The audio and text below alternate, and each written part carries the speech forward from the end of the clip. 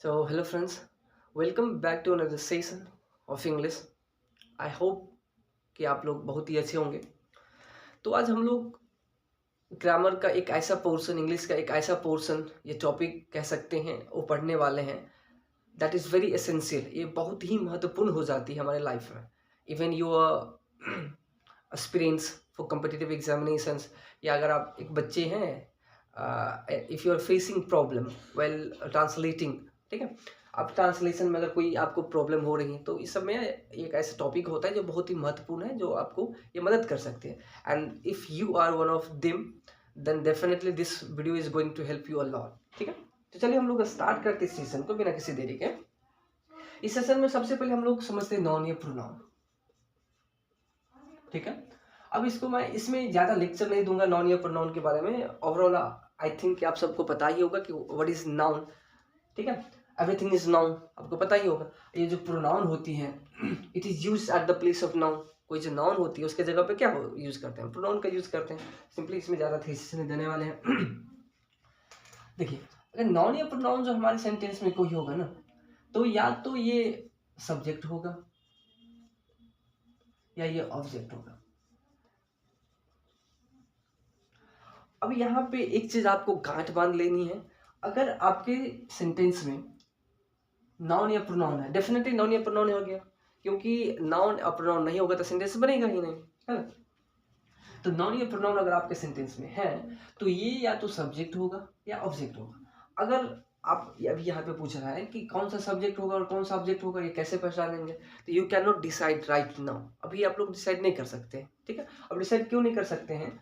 जब तक हम किसी भी वर्ड को सेंटेंस में यूज नहीं कर लेते हैं, जब तक हम किसी भी वर्ड को सेंटेंस में यूज नहीं कर लेते हैं, उसके बेसिस पे हम तब तक क्या कर सकते हैं, हम या तो सब्जेक्ट नहीं पहचान पाएंगे ना ही ऑब्जेक्ट पहचान पाएंगे। हाँ, डेफिनेशन हम लोग समझ सकते हैं कि क्या होता है एक्चुअली, सब्जेक्ट क्या होती है और ऑब्जेक्ट क्या होती है। ठीक है, अब जब नाउन या प्रोनाउन की बात आती है, या नाउन या प्रोनाउन जब होगी ना, तो या तो सब्जेक्ट होगी या ऑब्जेक्ट होगी। ठीक है, अब ये सब्जेक्ट होगी या ऑब्जेक्ट होगी, सब्जेक्ट कब होगी या ऑब्जेक्ट कब होगी, यहाँ पे मैं आपको दो चीज बताने वाला हूँ, दैट इज वेरी इंपॉर्टेंट।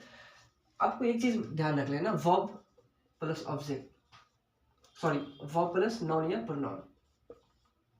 आपको याद होगा या आपको पता होगा कि वर्ब के बाद कोई ना कोई नाउन या प्रोनाउन हमेशा आता है। ऑलवेज नहीं आता, जैसे आई आई लव, तो यहाँ पे नहीं आता है, यहाँ पे ऑब्जेक्ट नहीं आता है, वी लव है। तो यहाँ जैसे वी आर गोइंग, उसके बाद तो आगे में कोई ऑब्जेक्ट नहीं है, या तो नाउन या प्रोनाउन नहीं है। अब यहाँ पे एक चीज ध्यान रखना, अगर किसी भी सेंटेंस में, यहाँ पे आपको ध्यान रखना कि अगर किसी भी सेंटेंस में वर्ब के बाद, वर्ब तो आप डेफिनेटली पहचान लेंगे, तो वर्ब के बाद कोई नाउन या प्रोनाउन जो होगा ना, वर्ब के बाद ये क्या हो जाएगा, ऑब्जेक्ट हो जाएगा।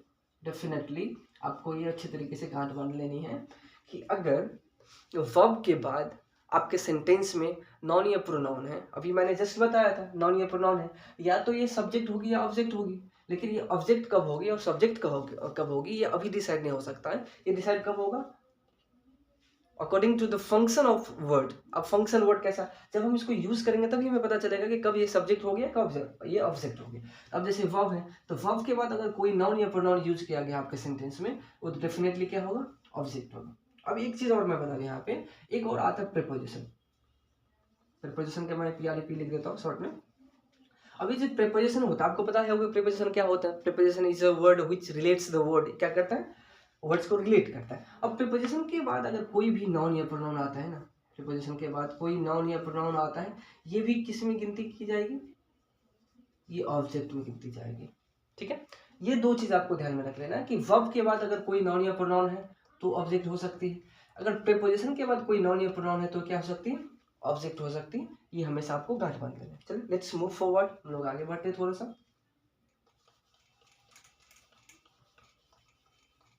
अब जब हम नाउन या प्रोनाउन और सब्जेक्ट ऑब्जेक्ट के बारे में हम लोग समझ लें, तो उसमें हम थोड़ा सा कुछ ऐड कर देते हैं, and that is singular and plural. अब सिंगुलर और प्लुरल क्या होता है, सिंगुलर सही वर्ड सही समझ में आ रहा होगा कि सिंगुलर क्या होती है, प्लुरल क्या होती है। सिंगुलर मतलब सिंगल और प्लुरल मतलब एक से ज्यादा। अब इसमें मैं क्या बताऊं, सिंगुलर जो होता है, a word which denotes single thing, person, place, thing, कोई भी चीज कह सकते हैं हम, तो इसे क्या बोल देंगे हम, सिंगुलर बोलेंगे। ठीक है, अगर प्लूरल की बात करते हैं, the word which denotes one or more than one, sorry not one or more than one, sorry, the word which denotes more than one, मतलब कोई ऐसा वर्ड है, जैसे मैं यहाँ पे बोलूँ कि बॉयज, मैन, ठीक है। अब यहाँ पे मैन बतानी है आपको और बॉयज बतानी है कि ये सिंगुलर है या प्लूरल है, या सिंगुलर है या प्लूरल है। अब बॉयज क्या है, बॉयज इज प्लूरल। अब क्यों प्लूरल है, अब मैन, मैन इज सिंगुलर। अब क्यों सिंगुलर है, क्योंकि आपको पता ही होगा कि जो सिंपल तरीका होता है सिंगुलर या प्लूरल पहचानने की, दैट इज एस या एस ई एस, ठीक है, एस या ई एस, ये दोनों होती हैं जो लास्ट में किसी भी वर्ड्स के लास्ट में, जनरली मैं यहाँ पे एक शब्द यूज कर रहा हूँ जनरली, ठीक है, जनरली मतलब आमतौर पर, मतलब 90% हम या 95 कह सकते हैं, उससे ज़्यादा हम क्या करते हैं, एस या ई एस को हम ऐड करते हैं किसी भी वर्ड्स में टू मेक इट प्लूरल, ठीक है। अब ये क्या है, सिंगुलर हो जाएगा क्योंकि यहाँ पे ऐसे एस नहीं लगा। अगर यहाँ पे, अगर इसके केस में क्या हो जाता है, इसके बीच वाले जो वॉवेल होता है उसको एक्सटेंड किया जाता है टू मेक इट प्लूरल, ठीक है। ये यहाँ पर आपका हो जाएगा प्लूरल, ये आपका हो जाएगा सिंगुलर। अब यहाँ पे थोड़ा सा इसमें ज़्यादा गहराई से नहीं जाऊँगा, क्योंकि अगर आप इसमें आगे बढ़ते हैं ना तो थोड़ी सी दिक्कत हो सकती है, जो मुझे समझाना है वो थोड़ी सी प्रॉब्लम आ सकती है, ठीक। अब यहाँ पे एक चीज़ मैं बता दे रहा हूँ, जैसे अभी मैंने बताया सिंगुलर और प्लूरल। अब जैसे हम कोई वर्ब यूज करते हैं, ठीक है, अब जो मेन टॉपिक था हमारा वो था वर्ब, तो हम इस वर्ब के बारे में थोड़ा सा जान लेते हैं। अब जो वर्ब होती है ना, वर्ब की कई सारे टाइप्स होते हैं, ठीक है। अब उस टाइप्स को छोड़ करके हम लोग पहले ये समझ लेते हैं कि वर्ब के जो रूप होते हैं कितने रूप होते हैं, ठीक है। अब हमारे पास V1 होते हैं, V2 होते हैं, V3 होते हैं, V4 होते हैं, V5 होते हैं, ठीक है। अब जैसे कोई एक मैं वर्ड लिख लेता हूँ, दैट इज वर्ब एक्शन, इसको मैं यहाँ पे पुट करने की कोशिश कर रहा हूँ, ठीक है। जैसे डू होता है, डीड होता है, डन होता है, डूइंग, डज, ठीक है, कम, केम, कम,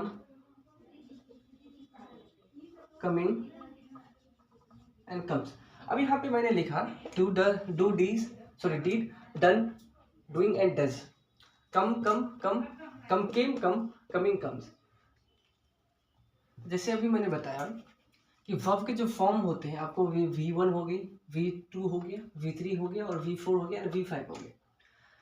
अब देखिए जो V3 होती है ना, वो बिना ऑक्सिलरी वर्ब का यूज नहीं होता है, ये जो V4 होता है बिना ऑक्सिलरी वर्ब का यूज नहीं होता है, ठीक है।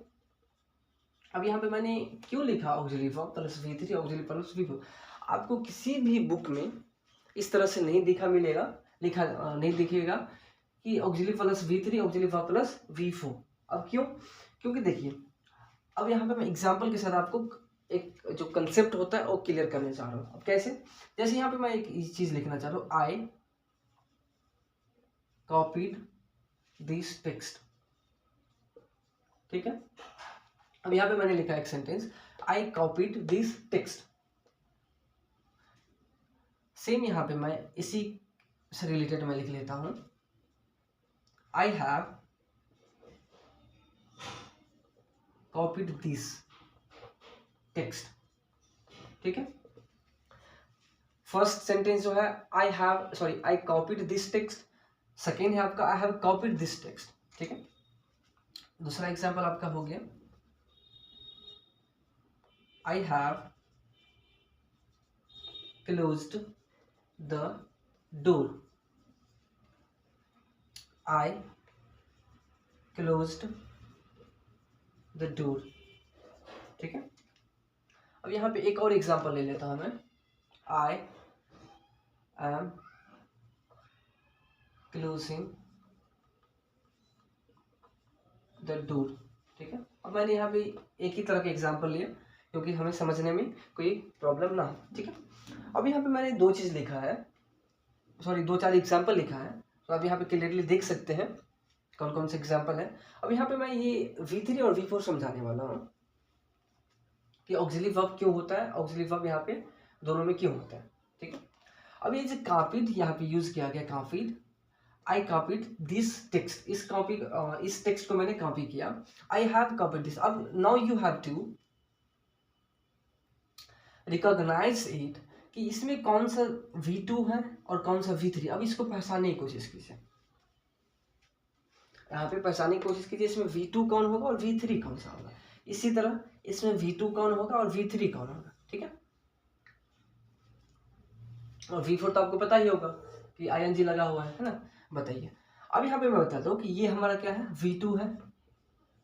वर्ब का जो सेकेंड रूप होता है V1, V2, V3, V4, V5, उसमें से आपका ये V2 है, ठीक है। क्योंकि पास्ट में बात करी जा रही है तो पास्ट में हम क्या करते हैं, V2 का यूज करते हैं, इसलिए क्या हो गया हमारा V2 हो गया। अब ये जो कॉपीड है हमारा, ये कॉपीड है, अब हमारा क्या है V3 है, ठीक है।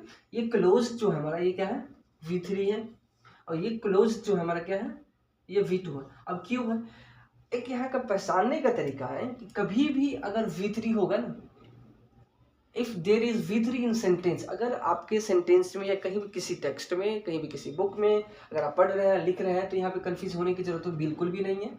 अगर कहीं भी V3 लिखा हुआ है, अगर आप कंफ्यूज हो रहे हैं उसमें, तो simply you need to do is that कि उसके पीछे क्या लगा है, is there helping verb, is there auxiliary verb or not, you have to find out इसके पीछे क्या है, ऑक्सिलरी वर्ब है या नहीं, सिंपली आपको ये चेकआउट करनी है। अब देखो ये V2 है या V3 है, यहाँ पे पहचानने के लिए सबसे पहले इसके पीछे जाएंगे, is there any type of auxiliary verb, क्योंकि अभी मैंने बताया कि V3 जो यूज होगा, V3 कभी भी यूज होगा तो बिना किसी ऑक्सिलरी वर्ब का यूज नहीं होगा। तो क्या इसके पीछे कोई है ऑक्सिलरी वर्ब, नहीं है, ये क्या हो जाएगा हमारा V2 हो जाएगा, ठीक है। अब आई हैव कॉपीड दिस, अब इस कॉपीड V2 V3 अभी तो मुझे नहीं पता है, सिंपली अब इसके पीछे जाएंगे, देयर इज ऑक्सिलरी वर्ब, इसके पीछे क्या है ऑक्सिलरी वर्ब है, तो सिंपली यहाँ पे हमें क्या कर देना है, लिख देना है V3, दिस इज V3, ठीक है। क्या है V3, क्यों, क्योंकि इसके पीछे ऑक्सिलरी वर्ब है, इसका मतलब V3 है, क्योंकि V3 जो यूज होता है बिना ऑक्सिलरी वर्ब का यूज नहीं होता है। उसी तरीके से ये आपका क्या हो जाएगा V2 हो जाएगा, इसी तरीके से हमारा क्या हो जाएगा V3 हो जाएगा। अब मोर ओवर जैसे यहाँ पे V4 है, तो V4 भी हम यहाँ पे नहीं, जैसे यहाँ पे एक मैं एग्जाम्पल इसी से रिलेटेड लिख दूँ, same example, wait for second,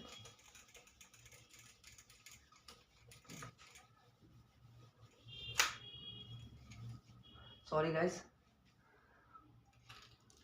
ऐसा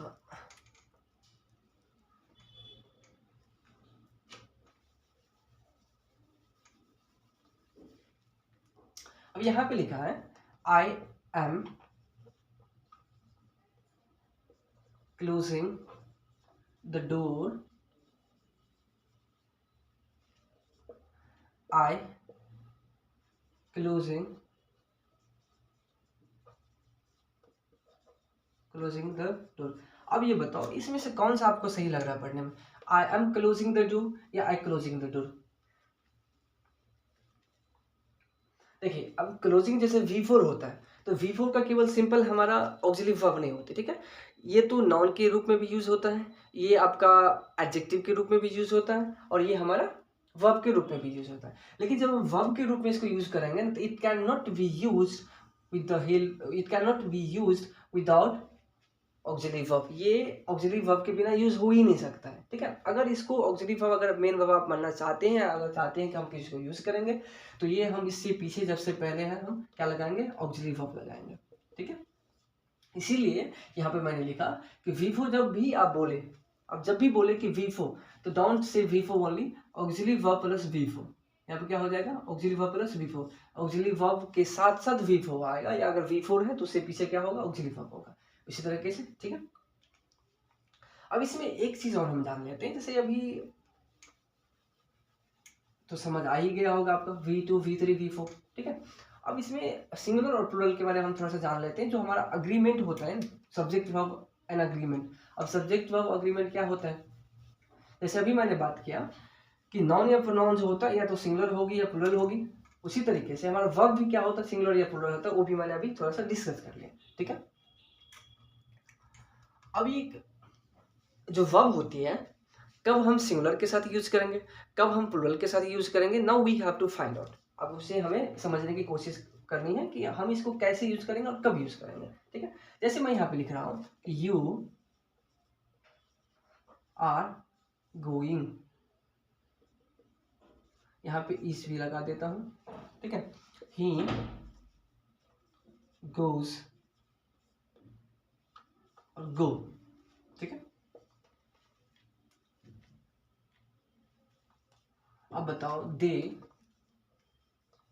इज, अब यहाँ पे मैं ना लास्ट फॉर्म नहीं लिखता हूँ, जैसे ये लिखना है तो ये मैं नहीं लिखता हूँ, थोड़ा ज़्यादा स्पेस ले लेता है। They is are, you is are, he goes go, ठीक है। अब इसी तरीके से मैं लिख लेता हूँ आई एम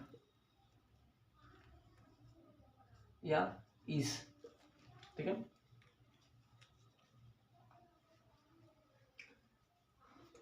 अब बताओ यहाँ पे यू के साथ इज या आर होगा, गोज या गो होगा ही के साथ। अब दे के साथ क्या होगा, इज या आर होगा, ठीक है। अब ईट के साथ क्या होगा, इज होगा या आर होगा, ठीक है। अब देखो जैसे हम बात किया कि सिंगुलर और प्लूरल, ठीक है, नॉन या प्रोनाउन में सिंगुलर या प्लूरल होगी। तो उससे सबसे पहले हमें क्या देखना है, नॉन या प्रोनाउन में हमें सब्जेक्ट को देखनी है कि सब्जेक्ट एक्चुअली इसमें कौन सा है, ठीक है। उसके बेसिस पे हम या तो सिंगुलर वर्ब लगाते हैं या प्लूरल वर्ब लगाते हैं, प्लूरल फॉर्म ऑफ वर्ब लगाते हैं, ठीक है। क्यों, क्योंकि जब हम काम करते हैं तो उस सब्जेक्ट के अनुसार ही यूज करते हैं किसी भी वर्ब को। जैसे यहाँ पे अब मैं सीधा रेफर्स करता हूँ आपको कि now look at the verb, अब सॉरी वर्ब नहीं सब्जेक्ट। अब ये सब्जेक्ट हमारा क्या है, ही है। अब ही जब मैं किसी ही के बारे में बात करूँ, ही एक्चुअली थर्ड पर्सन, ठीक है। ही क्या है, थर्ड पर्सन है। हमारे पास आपको पता ही होगा फर्स्ट पर्सन होता है, सेकंड पर्सन होता है एंड थर्ड पर्सन होता है, ठीक है। अब ये ही हमारा क्या है, थर्ड पर्सन है। अब थर्ड पर्सन के अनुसार यहाँ पे वर्ब होगी गोज या गो। अब जब किसी ही के बारे में बात कर रहे हैं ना थर्ड पर्सन, जैसे मैं बोला कि वह जा रहा था, है ना, क्या कर रहा था, वो जा रहा था, वह जा रहा था। तो किसी स्पेसिफिक पर्सन के बारे में बात कर रहा हूँ, I am talking about a specific person, ठीक है। मैं किसके बारे में बात कर रहा हूँ, स्पेसिफिक पर्सन, ठीक है। और वो कोई सिंगल के बारे में बात कर रहा हूँ कि वह जा रहा है, ठीक है। अगर वह जा रहा है तो कोई एक आदमी के बारे में बात कर रहा हूँ। अगर जब एक आदमी के बारे में बात कर रहा हूँ इट मीन्स कि ये सिंगुलर है, ये क्या है हमारा, सिंगुलर है। तो जब ये सिंगुलर है तो यहाँ पे क्या होना चाहिए, सिंगुलर वर्ब होना चाहिए। इसके अनुसार से क्या होगा, ये हमारा गोज हो जाएगा, ठीक है। ये क्या हो जाएगा, गोज हो जाएगा, ठीक है, ही गोज। उसी तरीके से अब यहाँ पे यू, एक्चुअली यू के साथ क्या यूज होता है, आर यूज होता है, इज नहीं होता। क्यों, क्योंकि यू को हम कंसीडर करते हैं तुम लोग, ठीक है। तो हम एक प्लूरल के सेंस में यूज करते हैं, ठीक है। तो जब प्लूरल के सेंस में यूज करते हैं तो उसके अनुसार वर्ब भी होगा, क्या होगा, आर यूज होगा, ठीक है। अब यहाँ पे देखिए दे इज और आर होगा। दे का हिंदी क्या होता है, वे लोग, ठीक है, वे लोग होते हैं। अब वे लोग मतलब कि काफी सारे, मतलब एक से ज्यादा आदमी है ना। जब एक से ज्यादा आदमी है तो ये हमारा प्लूरल हो गया। जब प्लूरल हमारा सब्जेक्ट हो गया, if the subject is plural, subject plural, then the verb should be plural, ठीक है। तो verb यहाँ पे क्या हो जाएगा, इसके अनुसार से आर हो जाएगा, सॉरी क्या हो जाएगा, आर हो जाएगा। तो यहाँ तक समझने में आपको कोई दिक्कत नहीं होगी आई थिंक। कि अगर एक चीज मैं यहाँ पे बता दे रहा हूँ, कंफर्म कर दे रहा हूँ,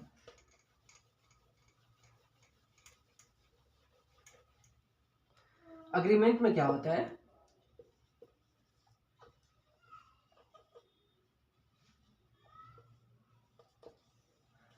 अगर नॉन या प्रोनाउन या सब्जेक्ट जिसको कह सकते हैं, अगर सिंगुलर है, ठीक है, तो हमारा वर्ब जो आएगा ना, वर्ब क्या आएगा, सिंगुलर आएगा। हमेशा ध्यान में रखना है कि अगर सब्जेक्ट, इट मीन्स कि नॉन या प्रोनाउन, नॉन या प्रोनाउन ही सब्जेक्ट हो गया ना।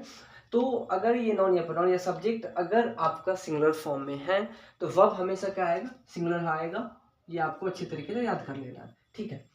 अगर आपका नॉन या प्रोनाउन या सब्जेक्ट प्लूरल फॉर्म है, जैसे अभी मैंने बताया ना दे, है ना, दे, जैसे बॉयज, ठीक है। तो ये जो यहाँ पे वर्ब होगी ना, वर्ब हमेशा क्या होगी, प्लूरल होगी। क्योंकि जब हमारा नॉन या प्रोनाउन, इट मीन्स की सब्जेक्ट जब हमारा प्लूरल होगी तो यहाँ पे जो वर्ब होगी, वर्ब क्या होगी, प्लूरल फॉर्म होगी। अब जैसे यहाँ पे एक एग्जांपल, एक दो और एग्जांपल के साथ हम लोग समझने की कोशिश करते हैं। देखो इसमें क्या कहते हैं, कंडीशनल सेंटेंस जो होती है ना, वो अभी हम लोग नहीं बात कर रहे हैं, ठीक है। अभी सिंपल वे में हम लोग समझ रहे हैं जो सब्जेक्ट वर्ब एग्रीमेंट होती है, क्या होती है जनरली, जहाँ पे हम लोग मिस्टेक ज़्यादातर करते हैं, बच्चे लोग ज़्यादा करते हैं जब वो ट्रांसलेशन बनाते हैं या कोई चीज़ बोलने की कोशिश करते हैं, ठीक है। तो उसे समझने में कोशिश होती है सिंगुलर या प्लूरल में, ठीक है। तो कंडीशनल के बारे में हम लोग बात नहीं करेंगे बाद में, जब टॉपिक वाइज हम लोग स्टार्ट करते हैं। तो अब अब यहाँ पे boys, the boys were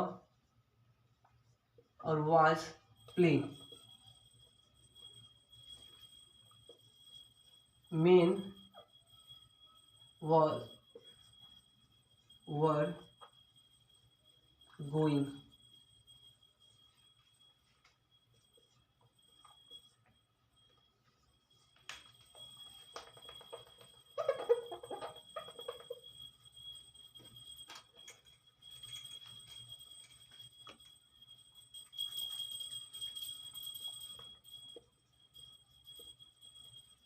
mice is are playing with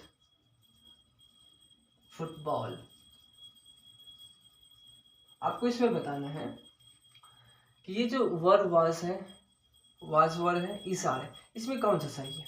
ठीक है, वर होगा, वाज होगा, वाज होगा, वर होगा, इज होगा, आर होगा, क्या होगा यहाँ पे। ठीक है, अब यहाँ पे देखिए बॉयज है, अभी जस्ट मैंने बताया था कि सिंगुलर या प्लुरल के अनुसार से हमारा वर्ब यूज होता है। तो अगर ये बॉयज हमारा सिंगुलर है तो वर्ब यहाँ पे क्या आना चाहिए, सिंगुलर आना चाहिए। लेकिन यहाँ पे बॉयज क्या है, प्लुरल है, this is plural form of boy, noun. ठीक है, अगर हमारा सब्जेक्ट प्लुरल फॉर्म में है तो वर्ब क्या आना चाहिए, प्लुरल आना चाहिए। तो इस तरीके से क्या हो जाएगा, यहाँ पे वाज नहीं होगा, वर हो जाएगा। इसी तरीके से मेन, अब देखो मेन जो है हमारा क्या है, प्लुरल है। ठीक है, क्योंकि इसका जो सिंगुलर होता है आपका MAN होता है, मैन। ठीक है, इसके बीच वाले पार्ट को, मतलब बीच वाले वोवेल को क्या किया जाता है, एक्सटेंड किया जाता है ई से।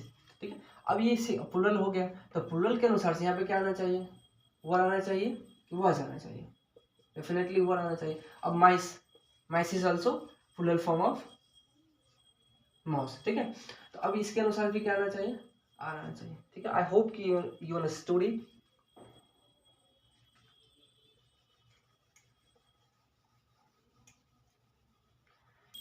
आई होप आप लोगों को ये वीडियो अच्छी लगी होगी।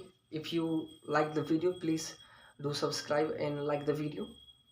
तब तक के लिए बाय।